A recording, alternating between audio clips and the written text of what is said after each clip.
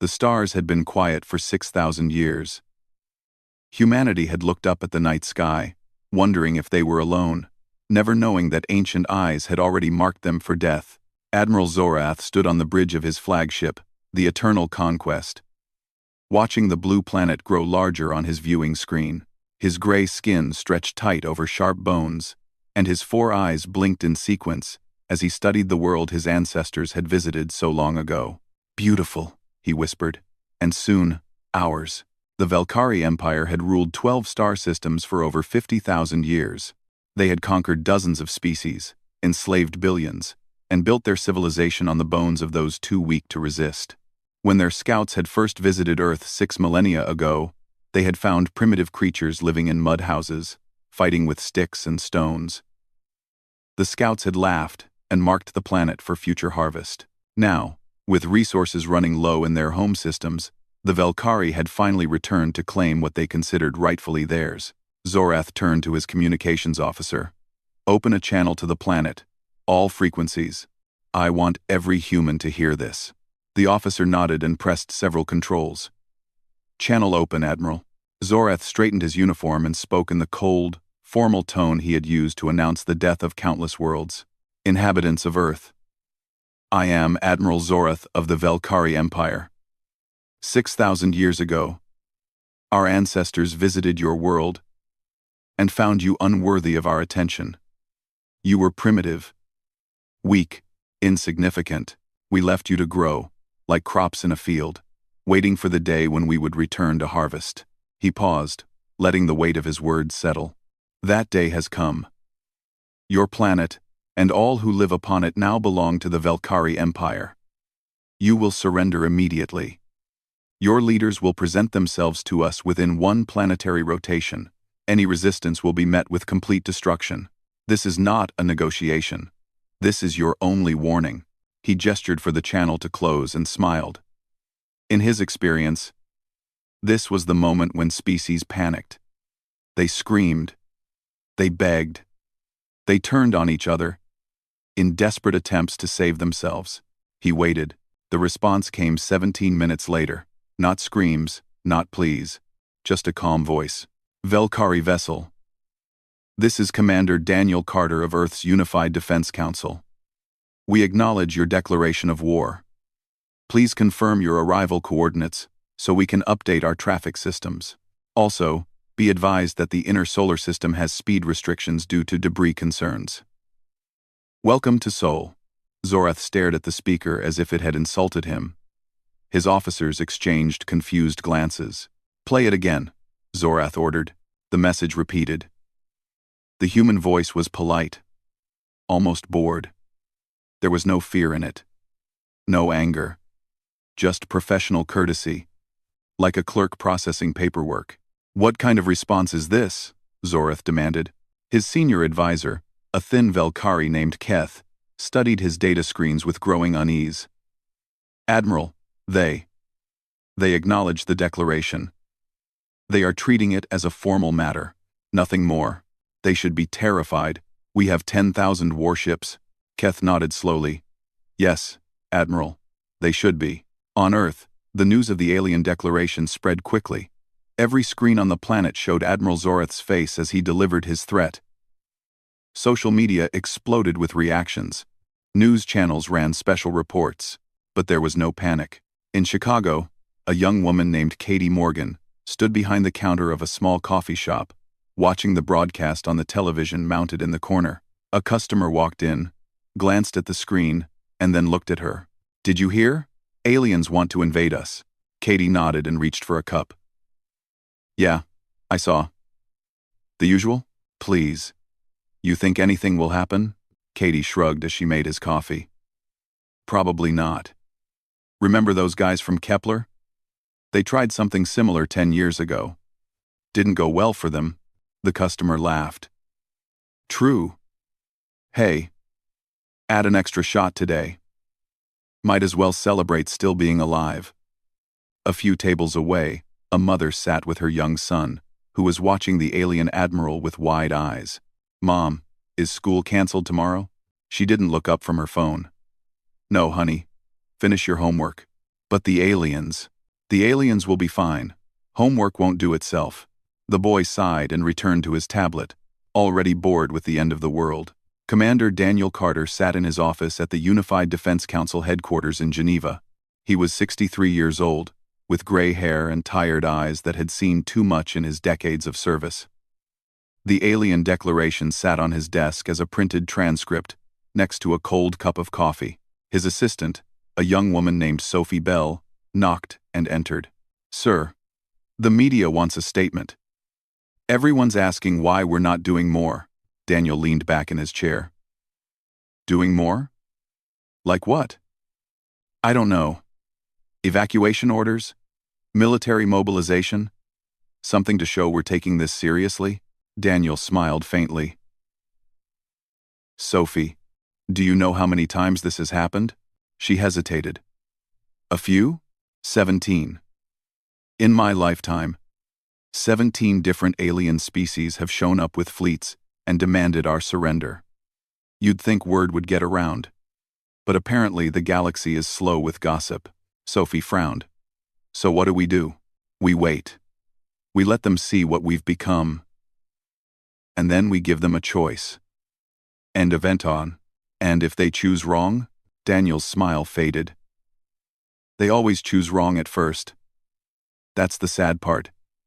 They never believe us until they see for themselves." In orbit around Jupiter, the Valkyrie fleet emerged from faster-than-light travel.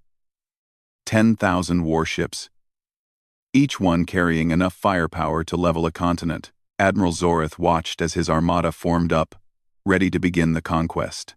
"Begin scanning the system," he ordered. "I want to know everything about their defenses." The scan results came back within minutes. His tactical officer's face went pale. "Admiral, you need to see this." The viewing screen changed to show the outer solar system. What Zoreth saw made his blood run cold. Jupiter had structures around it. Massive stations, each one larger than his entire fleet combined. Saturn's rings were filled with mining operations that stretched for millions of kilometers. Mars was no longer red. It was green and blue, covered in oceans and forests. And everywhere, human ships. Not hundreds. Not thousands. Millions of signals. Most of them automated. Spread across the entire system like stars in the night. "This is impossible," Zoreth breathed. "They were savages. They were nothing." Keth stepped forward, his voice barely a whisper. "That was 6,000 years ago. Admiral, it appears much has changed. The smallest human patrol craft that appeared on their sensors carried more firepower than a Valkyrie capital ship. The stations around Jupiter were generating energy readings that shouldn't exist according to Valkyrie physics." Zoreth gripped the railing of his command platform until his knuckles turned white. "No matter," he said, his voice tight. "We are Valkyrie. We have conquered greater foes." But even as he spoke the words, doubt crept into his hearts. In all their history, the Valkyrie had never faced anything like this, and somewhere in the back of his mind, a small voice asked a question he dared not speak aloud. What had they awakened? 6,000 years ago, the Valkyrie scout ship descended through Earth's atmosphere like a falling star. Commander Veth stood at the observation window, watching the primitive world below with a mixture of curiosity and disgust. The ship landed near a river valley where a small human settlement had taken root. Mud huts lined the water's edge. Smoke rose from cooking fires. Naked children ran through the dirt while adults worked the fields with simple wooden tools. Veth and his crew stepped out of their vessel in full environmental suits, weapons ready. The humans stopped what they were doing and stared. Some fell to their knees. Others ran screaming into the hills. "Pathetic creatures," Veth muttered. "Look at them, they live like animals." His science officer scanned the area with his instruments. Primitive agriculture. Basic tool use. No metal working of note. Life expectancy appears to be 30 to 40 cycles at most. Veth laughed. "And these are the dominant species? This planet is a joke." They stayed for 3 days, studying the humans like insects. The creatures tried to communicate, bringing offerings of food and crude pottery. Some of them began worshipping the Valkyrie as gods. Veth found it amusing. Before leaving, he placed a marker in the ground, invisible to human eyes but clear to any Valkyrie scanner. It transmitted a simple message to any ship that came within range of Earth. Primitive world. Marked for future harvest. No immediate value. Veth returned to the Valkyrie homeworld and filed his report. Earth was added to the long list of planets waiting to be claimed. The Valkyrie expected to return in a few hundred years, once their current conquests were complete. But wars and politics intervened. Centuries passed. Then millennia. Earth was forgotten, just another mark on an ancient map. Now, as Admiral Zorath's fleet approached the inner solar system, the true cost of that delay was becoming clear. Lieutenant Commander Amy Chen sat in the captain's chair of the patrol vessel Resolute, watching the Valkyrie fleet on her screens. She was 34 years old, with short black hair and calm brown eyes that rarely showed surprise. "They're really here," said her first officer, a tall man named Jake Harrison. "You'd think after what happened to the Kathrani, word would spread." Amy shrugged. "Different part of the galaxy. Different gossip networks. Open a channel." Jake nodded and activated the communications array. "Channel open." Amy spoke in the same professional tone she used for all traffic matters. "Valkyrie Fleet. This is Lieutenant Commander Amy Chen of the Seoul Defense Patrol. Please reduce your speed to 0.5 light as you enter the inner system. We have civilian traffic and debris concerns in this region. Coordinates for approved approach vectors are being transmitted now." She waited. The response came as expected. Nothing. The Valkyrie ignored her completely and continued at full speed. Jake raised an eyebrow. "They're not slowing down. They never do at first. Should we intercept?" Amy shook her head. "No point. Let them see for themselves. They'll figure it out soon enough." On the flagship Eternal Conquest, Admiral Zorath was trying very hard not to show his fear. The sensor data kept coming in, and each report was worse than the last. The moon was covered in cities. Actual cities, with towers reaching kilometers into the airless sky. Spacecraft moved between Earth and Luna in constant streams, like blood flowing through veins. Mars had 3 billion inhabitants. 3 billion. The planet that had been dead, rock 6,000 years ago, now supported more life than the Valkyrie homeworld. And the ships, they were everywhere. Small ones, large ones, massive stations that drifted through space like sleeping giants. Most of them weren't even crewed. They were automated, controlled by artificial minds that tracked the Valkyrie fleet with what Zorath could only describe as polite interest. "How is this possible?" he asked, his voice barely above a whisper. Keth stood beside him, studying the data with growing horror. "Admiral, I've been reviewing our historical records. When our ancestors visited Earth, humans had just developed basic writing. They were still figuring out the wheel. I know the history. But Admiral, that was only 6,000 years ago. In that time, they've gone from mud huts to this." Keth gestured at the screens, showing human civilization. "We've had spaceflight for 50,000 years. They've had it for less than 1,000. And yet what?" Keth looked at his commander with something close to despair. "They've already surpassed us. By a significant margin." Zorath slammed his fist on the console. "That's impossible. No species evolves this quickly." "Humans do, apparently." The communications officer interrupted them. "Admiral, we're receiving another transmission from the human patrol vessel. Ignore it." "Sir, they're requesting that we acknowledge the traffic regulations. They say it's a safety matter." Zorath felt his eye twitch. "Safety? We are a war fleet. We're here to conquer them." "Yes, Admiral. They seem aware of that. They're still asking us to slow down." On Earth, people went about their daily lives. The alien invasion was news, but it wasn't alarming news. Schools stayed open. Shops stayed busy. Sports games went on as scheduled. In a small park in Denver, an old man named Henry Patterson sat on a bench, feeding pigeons. His granddaughter, a girl of 8 named Lucy, sat beside him, watching a news broadcast on her tablet. "Grandpa, the aliens look scary." Henry glanced at the screen, where Admiral Zoreth's gray face filled the display. "They always do, sweetheart." "Were you scared when the Kethrani came?" Henry smiled and scattered more breadcrumbs. "A little, maybe. I was younger then. But I learned something that day." "What?" "That being scary isn't the same as being strong. Those aliens came with their big ships and their threats. And you know what happened?" Lucy shook her head. "Nothing. Our ships just turned theirs off. Like flipping a switch. No one got hurt. No one died. They just couldn't fight anymore. And after a while, they realized we weren't their enemies. Now they trade with us. Their ambassador even came to your mother's wedding." Lucy considered this. "So the gray aliens will become our friends too?" Henry looked up at the sky, where somewhere beyond the blue, 10,000 warships were approaching with destruction on their minds. "I hope so, sweetheart. I really do."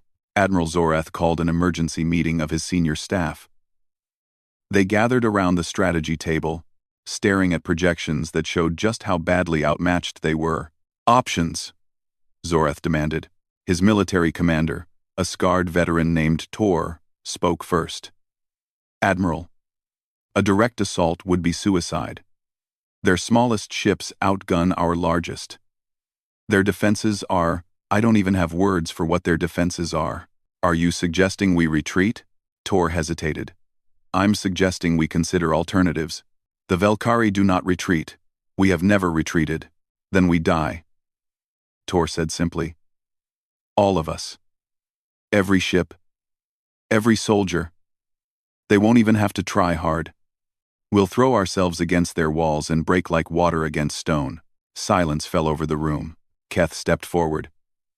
"There may be another option. We could send a diplomatic envoy. Buy time. Learn more about them. Perhaps find a weakness." Zoreth considered this. His pride screamed at him to attack, to prove Velkari's strength against any odds, but some small part of him, the part that had kept him alive through 100 battles, whispered caution. "Fine," he said at last. "We'll send an envoy. You'll go, Keth. Find out everything you can about these humans." Keth bowed. "As you command, Admiral." As the meeting ended, Zorath stood alone on his bridge, watching the human ships move through space around him. They weren't surrounding his fleet. They weren't threatening. They were just there, going about their business, ignoring him. In all his years of conquest, nothing had ever frightened him more than being ignored. The diplomatic station floated in neutral space between Mars and the asteroid belt. It was a human design, elegant and simple, a spinning ring that created artificial gravity for the comfort of its guests. Ambassador Keth's shuttle approached slowly, dwarfed by the structure's size. Keth had volunteered for this mission. But as his shuttle docked, he wondered if he had made a terrible mistake. The station's technology was beyond anything the Velkari possessed. The docking clamps that secured his vessel moved with a precision that shouldn't exist. The airlock cycled so smoothly that he barely felt the transition. A human waited for him on the other side. He was a middle-aged man with kind eyes and a gentle smile, wearing simple gray clothes that had no military insignia. "Ambassador Keth, welcome. I'm Greg Palmer. I'll be representing Earth in our discussions." Keth studied the human. No weapons, no guards, no displays of power or authority. Just a man with a soft voice and an open expression. "You are not a military officer," Keth observed. "No. I'm a historian, actually. We thought that might be more appropriate, given the circumstances." "You send a historian to negotiate with a war fleet?" Greg's smile widened slightly. "We're hoping there won't be much of a war to discuss. Please, follow me. I thought we could talk over lunch." The meeting room was comfortable, designed to put guests at ease. Large windows showed the stars outside, and the furniture was arranged around a circular table set with food from both human and Velkari cuisines. Keth was surprised to see that the humans had prepared dishes from his homeworld. "Please, eat," Greg said, taking a seat. I know the journey was long. Keth sat, but didn't touch the food. You understand why I'm here. You're here to buy time. Your fleet is trying to assess our capabilities and find weaknesses. Admiral Zorath hopes that this meeting will give him the information he needs to plan an effective attack. Keth kept his face neutral. You are direct. There's no point in pretending. We know why you came to our system. We've read the marker your ancestors left. Marked for future harvest. Not very subtle. You found the marker? About 4,000 years ago, yes. It was very helpful, actually. It let us know that someone out there had noticed us, and that they would probably return someday. Keth felt cold. 4,000 years. The humans had known they were coming for 4,000 years. Greg continued as if discussing the weather. It motivated us, in a way. We'd always wondered if we were alone. The marker answered that question and gave us a deadline. We didn't know when you'd return, so we prepared. Prepared, Keth repeated. The word felt hollow. Would you like me to explain? I find that visitors usually have questions about how we developed so quickly. Keth nodded slowly. He had been sent to gather intelligence. He might as well listen. Greg leaned back in his chair, his eyes taking on the distant look of someone recalling ancient history. When your scouts visited, we were just figuring out agriculture. We'd only recently settled into permanent communities. Our tools were stone and wood. Our knowledge of the universe was limited to what we could see with our eyes. Yes, our records are thorough. I'm sure they are. But here's what your records couldn't predict. We never stopped. Not for a single generation. Every century, every decade, every year. We pushed forward. We made mistakes. We fought wars among ourselves. We nearly destroyed our planet more than once. But we always kept going. Greg stood and walked to the window. 1,000 years after your scouts left, we had developed mathematics and philosophy. 2,000 years, we had spread across our world and begun to understand the basic laws of nature. 3,000 years, we had machines that could think. 4,000 years, we left our planet. 5,000 years, we left our star system. He turned back to face Keth. And in the last 1,000 years, we've done things that I honestly struggle to explain to species that haven't made the same journey. Keth's throat was dry. What things? We befriended our artificial intelligences instead of fearing them. They're not our servants or our masters. They're our partners. Together, we've developed technologies that violate the physics your people understand. We've solved problems your empire hasn't even recognized as problems yet. Such as? Greg smiled sadly. Death, for one. Disease. Scarcity. Conflict between individuals and groups. We've moved beyond most of the limitations that define organic life. Not by becoming machines, but by growing into something new. Keth stared at him. You're saying you're immortal? Not exactly. We can still die. We just don't have to anymore. Most humans live for as long as they want, then choose to end when they're ready. It's peaceful, dignified. And war? You said you've solved conflict. Among ourselves, yes. The last human-on-human war ended over 3,000 years ago. We had a choice. Keep fighting until we destroyed ourselves, or find a better way. We chose the better way. Keth shook his head. This is impossible. No species evolves this quickly. No civilization advances this fast. Greg returned to his seat. You're right that it's unusual. Most species in the galaxy seem to hit a ceiling and stay there. They achieve spaceflight. They expand to a few systems, and then they stop. They maintain. They preserve. They stagnate. The Velkari have ruled for 50,000 years. You have. And in that time, how much has your technology improved? How much has your society changed? Keth opened his mouth to answer, then closed it. The truth was uncomfortable. Velkari technology had barely advanced in millennia. Their social structures were identical to what they'd been when his great-great-grandparents were young. They were stable. They were proud of that stability. We are not stagnant, he said finally. We are enduring. I understand. Different species have different paths. We don't judge yours. But you should understand ours. Humans don't endure. We grow. We change. We evolve. Every generation pushes further than the last. It's in our nature. We can't help it. Greg reached across the table and poured 2 glasses of water, sliding one to Keth. Your admiral believes he can conquer us.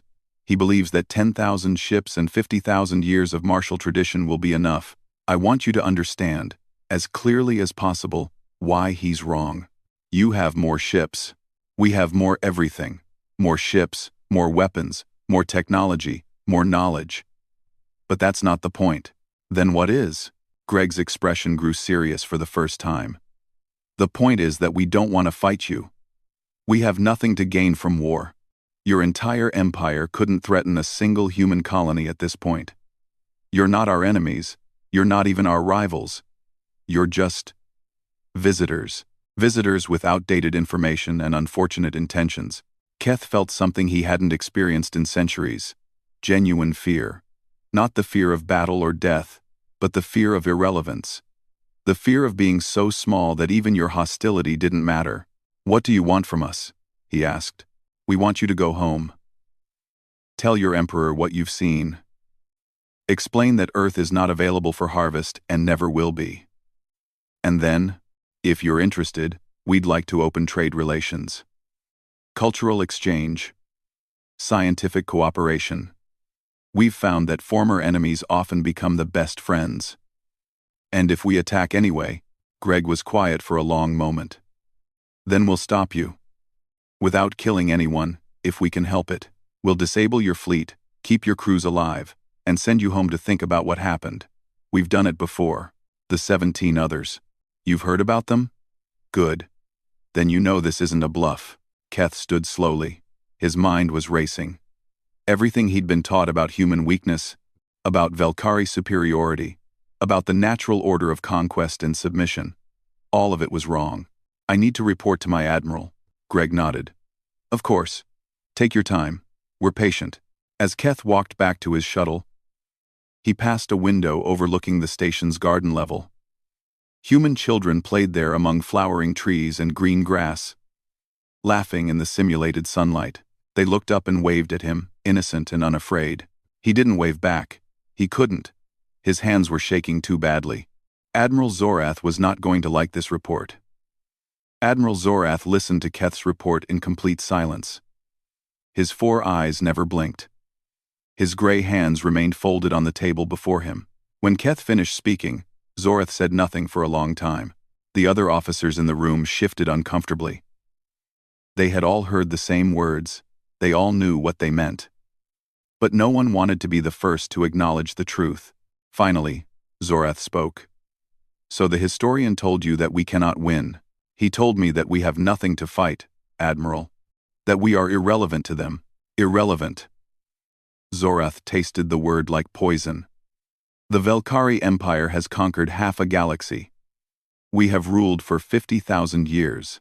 And these creatures, these humans, who were eating insects when our ancestors mastered the stars, call us irrelevant? Admiral, I believe they were stating a fact, not an insult. They have simply grown beyond. Enough. Zorath stood, his voice hard as steel. I have heard enough of human propaganda. They are trying to frighten us, trying to make us retreat without a fight. It is a trick, nothing more. Keth stepped forward. Admiral, please. I saw their capabilities with my own eyes. Their technology is what? Magic? There is no magic. Ambassador. Only science we don't yet understand. And science can be overcome with sufficient force. They are not using magic. They are simply more advanced than us. Far more advanced. Fighting them would be glorious. Zorath's voice rose. The Velkari have never retreated. We have never surrendered. We have never bowed before any enemy. If these humans are as powerful as they claim, then defeating them will be the greatest victory in our history. If they are bluffing, then we will expose their weakness. Either way, we attack. He turned to his military commander. Tor, select a target. Something soft. A colony world. We will show these humans that the Valkyrie are not afraid of their toys. Tor hesitated. Admiral, are you certain? If their capabilities are even half what Ambassador Keth described, are you questioning my orders? No, Admiral. I am trying to protect our fleet. Zorath's eyes narrowed. Our fleet exists to fight, to conquer, to bring glory to the Empire. If we flee from the first enemy who claims to be stronger than us, we deserve whatever fate awaits us. Choose the target. Tor bowed his head. As you command. There is a human colony on the 4th planet of the Procyon system. They call it New Montana. Population approximately 800,000. Agricultural world. Minimal military presence. Perfect. Set course immediately. The Valkyrie fleet jumped to faster-than-light travel, leaving the Sol system behind. For 3 days they crossed the void between stars, their crews preparing for battle. Weapons were checked, shields were calibrated, soldiers reviewed their training. Keth spent those days in his quarters, staring at the stars and wondering if he would ever see his homeworld again. New Montana was a beautiful world. Green fields stretched across vast continents. Blue oceans sparkled under a warm yellow sun. Cities dotted the landscape, surrounded by farms and forests. From orbit, it looked peaceful, vulnerable, exactly what the Valkyrie had expected. Governor Laura Mitchell received word of the approaching fleet while having breakfast with her family. Her wife, Carmen, looked up from her coffee with concern. The Valkyrie? Laura nodded, reading the message on her tablet. They're coming here. Should arrive within the hour. Their daughter, Emma, stopped eating. Are we going to evacuate? No, sweetheart. There's no need. Carmen frowned. Laura, are you sure? 800,000 people. We'll be perfectly safe. Trust me. Laura stood and kissed both of them. I need to go to the office. This might take a while. She walked to the government building in the center of their small capital city. People were going about their normal business. Some had heard the news. Most didn't seem concerned. A few waved at her cheerfully. In her office, Laura opened a communication channel to the human vessel stationed in the system. The face of Captain Ryan Torres appeared on her screen. He was young for a captain, with dark hair and an easy smile that hid a sharp mind. Governor, I assume you've heard. I have. What's our status? Defensive platforms are active. The AI network is tracking their approach. We've got about 40 minutes before they arrive in orbit. Defensive platforms are active. AI network. And our response? Ryan's smile faded slightly. Standard protocol. We'll give them every chance to turn back. If they attack, we neutralize without casualties. If they persist, we disable their fleet and send them home embarrassed. Laura nodded. Keep me informed. The Valkyrie fleet dropped out of faster-than-light travel in a perfect formation. 10,000 warships, their weapons charged and ready, surrounded the peaceful colony world like wolves around a sheep. Admiral Zorath opened a channel to the planet. Humans of New Montana. Your world is now under Valkyrie control. Surrender immediately, or face destruction. The response came from Governor Mitchell. Her voice was calm, almost friendly. Admiral Zorath, welcome to New Montana. I'm afraid we won't be surrendering today. Would you like some coffee? We're quite famous for our coffee here. Zorath snarled. You mock me? Not at all. I'm simply offering hospitality. You've come a long way. The least we can do is be polite. Politeness will not save you. Begin orbital bombardment. Across the Valkyrie fleet, weapons fired. Missiles streaked toward the planet. Energy beams lanced through space. Kinetic projectiles accelerated to devastating speeds. None of them reached the surface. Every weapon, every projectile, every beam of energy simply stopped. They hung in space, frozen, as if time itself had paused. Then, slowly, They dissolved into harmless particles that scattered like dust in the solar wind. Zorath stared at his tactical display. What happened? His weapons officer was frantically checking his systems. I don't know, Admiral. All weapons fired normally. They just stopped. Fire again. They fired again, and again, and again. Every attack met the same fate. The humans' defensive systems didn't even seem to be trying hard. There were no explosions, no countermeasures, no signs of effort at all. The weapons simply ceased to exist. Captain Ryan Torres opened a channel to the Valkyrie flagship. His voice was patient, like a teacher addressing a slow student. Admiral Zorath, I'm Captain Ryan Torres of the human vessel Humble Response. I want you to understand what's happening here. Your weapons are not malfunctioning. Our defensive systems are neutralizing them. How? This is impossible. It's actually quite simple. Your weapons use energy and matter in ways we understood thousands of years ago. We've moved beyond that. We can see your attacks coming before you fire them. We can stop them without any real effort. Zorath's hands trembled. Then we will ram your planet. We will crash our ships into your cities. You could try, but your engines would stop working before you got close. Your life support would remain active, of course. We're not trying to kill you. We're trying to teach you. Teach us that you cannot win. That fighting us is pointless. That the best thing you can do right now is go home and tell your emperor what happened here. Admiral Zorath looked around his bridge. His officers were pale with fear. His crew, so confident just hours ago, now trembled at their stations. The greatest war fleet the Valkyrie had ever assembled was helpless against a single human colony world. His pride screamed at him to keep fighting. To find some way, any way, to salvage victory from this humiliation, but the rational part of his mind, the part that had survived 100 battles, knew the truth. All ships, he said, his voice hollow. Full assault. Every weapon. Every ship. Everything we have. Tor stepped forward. Admiral, please. Do it. The Valkyrie fleet unleashed everything. For 15 minutes, they threw every weapon, every tactic, every desperate measure they could imagine at the human colony. Missiles by the thousands, energy beams that could melt continents, kinetic strikes that could shatter moons. None of it mattered. And then, without warning, every ship in the Valkyrie fleet went dark. Lights flickered off, engines fell silent. Weapons systems shut down. Only life support remained active, humming quietly in the sudden stillness. Captain Torres's voice came through one final time, patient as ever. Admiral Zorath, your fleet is now disabled. Your crews are unharmed, and will remain that way.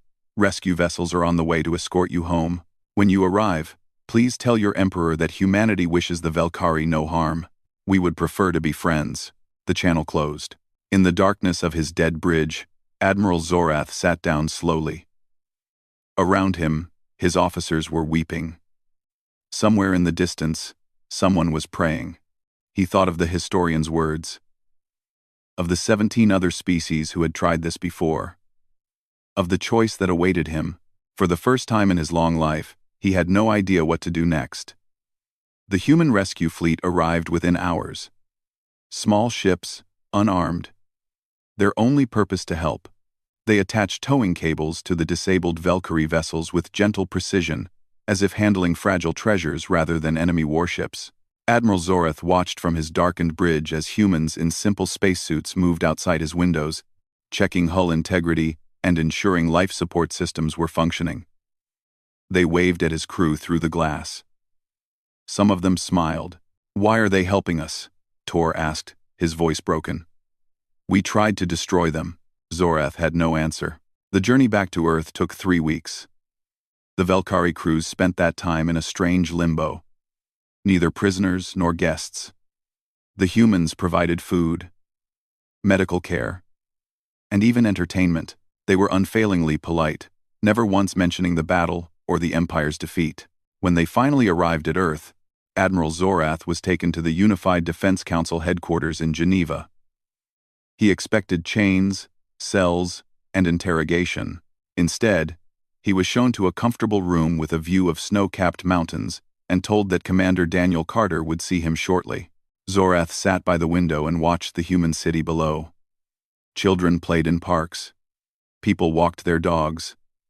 Traffic moved through streets lined with trees and flowers. It looked so normal, so peaceful. It was hard to believe that these same creatures could disable an entire war fleet without breaking a sweat. The door opened, and an older human walked in. He had gray hair, tired eyes, and a kind face that had seen too much. He carried 2 cups of a dark, steaming liquid. "Admiral Zorath, I'm Daniel Carter. I hope the journey wasn't too uncomfortable." Zorath stood. "You are the one who answered our declaration." "I am. Please, sit." "I brought coffee." It's a human tradition for difficult conversations. They sat across from each other. Zorath studied the man who had greeted his threat of annihilation with administrative courtesy. "You're not what I expected," he said. Daniel smiled. "Neither are you. I thought Velkari admirals would be louder." "I was louder. Before New Montana. That experience was educational." "That's what we hoped." Daniel took a sip of his coffee. "Admiral, I want to explain something to you. Something important. Will you listen?" Zorath nodded slowly. 6,000 years ago, your scouts visited our world. They found primitive creatures, barely surviving, fighting over scraps of land and food. They marked us as future slaves and left without a second thought. I know this history, but you don't know what happened after. When we found your marker, we realized we weren't alone in the universe. We realized that somewhere out there, someone was coming for us. And we had a choice. We could live in fear, or we could prepare. Daniel set down his cup. We chose to prepare. Not for war. Exactly. For survival. We pushed ourselves harder than any species has ever pushed before. We made breakthroughs that should have taken millions of years. We grew in ways that surprised even us. And now you are gods. No. We're still human. We still make mistakes. We still struggle. We still hurt sometimes. But we've learned some things along the way. Important things. Such as? Daniel leaned forward. We remember being weak. We remember what it felt like to look up at the stars and fear what might be looking back. When we became powerful, we made a promise to ourselves. We would never become the monsters we once feared. We would not conquer. We would not enslave. We would not destroy. Zorath felt something shift inside him. You could rule the galaxy. Probably. But why would we want to? What would that give us that we don't already have? Power? We have power. Resources? We have more than we need. Respect? That has to be earned, not taken. Then what do you want? Daniel smiled. Friends. Partners. Other species to learn from and teach. The universe is vast and strange and beautiful. We want to explore it together with others. Not alone. Zorath looked away. We are not friends. We came here to destroy you. You came here with old information and bad intentions. That doesn't make you evil. It makes you mistaken. Mistakes can be corrected. You truly believe that? I know it. Do you know how many species have arrived in our system with war fleets and demands of surrender? 17. Some of them were worse than you. One species tried to poison our sun. Another released biological weapons against our colonies. Zorath was shocked. And you forgave them? Eventually. It took time. Trust had to be rebuilt. But now, 8 of those 17 species are our allies. 3 are among our closest friends. Their ambassadors walk freely through this city. Their children study in our schools. Daniel reached into his pocket and pulled out a small device. He activated it, and a holographic image appeared. An alien creature with 6 arms and compound eyes, wearing what looked like a graduation gown. This is Crix. His people, the Vithani, attacked us 80 years ago. Killed 40,000 humans before we could stop them. His grandfather commanded that fleet. Daniel smiled at the image. Crix graduated from our academy last year, top of his class. He's now helping design the next generation of human spacecraft. Zorath stared at the image. How? How did you move past what his people did? Because holding on to hate would have hurt us more than it hurt them. Because every species has the capacity to grow and change. Because we believe that the future matters more than the past. He turned off the device. Admiral, I'm not going to punish you. I'm not going to humiliate you or demand reparations. I'm going to send you home with your fleet restored and your crews unharmed. And I'm going to give you a gift. A gift? Daniel nodded. Knowledge. Technology. Medicine. Art. Everything we've learned in 6,000 years of growth. It's yours. Freely given. With no conditions. Do with it what you will. Zorath couldn't speak. In all his years, in all his battles, he had never encountered anything like this. Mercy he understood. Diplomacy he understood. But this was something else entirely. Why? He finally managed. Daniel stood and walked to the window. Because you're going to live for a long time. Admiral, your species will be around for thousands more years, and during that time, you're going to remember this moment. You're going to tell your children and your grandchildren about the day humanity could have destroyed you and chose kindness instead. He turned back to face Zorath. And maybe, someday, when some other species shows up at your doorstep with weapons drawn and fear in their hearts, you'll remember what we did. And you'll make the same choice. Zorath stood. His legs felt weak. His heart beat too fast. He thought of his empire. So proud and ancient. He thought of all the species they had conquered. All the worlds they had claimed. He thought of what they could have been if they had chosen a different path. I will return home, he said quietly. I will tell the Emperor everything. I cannot promise he will listen. I know, change takes time, but it starts somewhere. Daniel extended his hand in what Zorath recognized as a human greeting. After a moment, Zorath took it. 50 years later, a young Velkhari child named Then sat in a classroom on Earth. His gray skin stood out among the human children around him, but no one seemed to notice or care. They were all focused on their teacher. An elderly woman with silver hair and gentle eyes. Good morning, class, said Megan Torres. Today, we're going to talk about the history of the galaxy. Specifically, about the time when different species first learned to live together in peace. She pressed a button, and images appeared on the wall behind her. Ships from a dozen different species. Battles that had happened long ago. And then, finally, a picture of Admiral Zorath shaking hands with Commander Daniel Carter. Can anyone tell me why we don't fight wars anymore? Every hand in the room went up. Velkhari hands and human hands, and hands from half a dozen other species. All raised together. Megan smiled and pointed to young Then. Then, why don't you start? The Velkhari boy stood up, his 4 eyes bright with enthusiasm. Because being strong doesn't mean hurting others, he said. It means helping them grow. When helping them grow. Megan nodded. Very good. And why is that important? Then thought for a moment. Because someday, they might help us too. Exactly. Outside the window, ships moved through the sky, carrying passengers from 100 different worlds. A Velkhari trading vessel docked at the orbital station. Human and alien workers unloaded cargo side by side, laughing at a joke someone had told.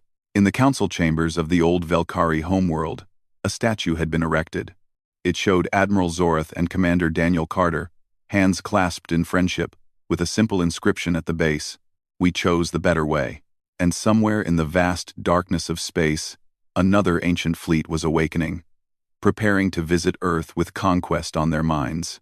They didn't know it yet, but they were about to learn the same lesson. Humanity would be waiting, not with weapons, with open hands, always.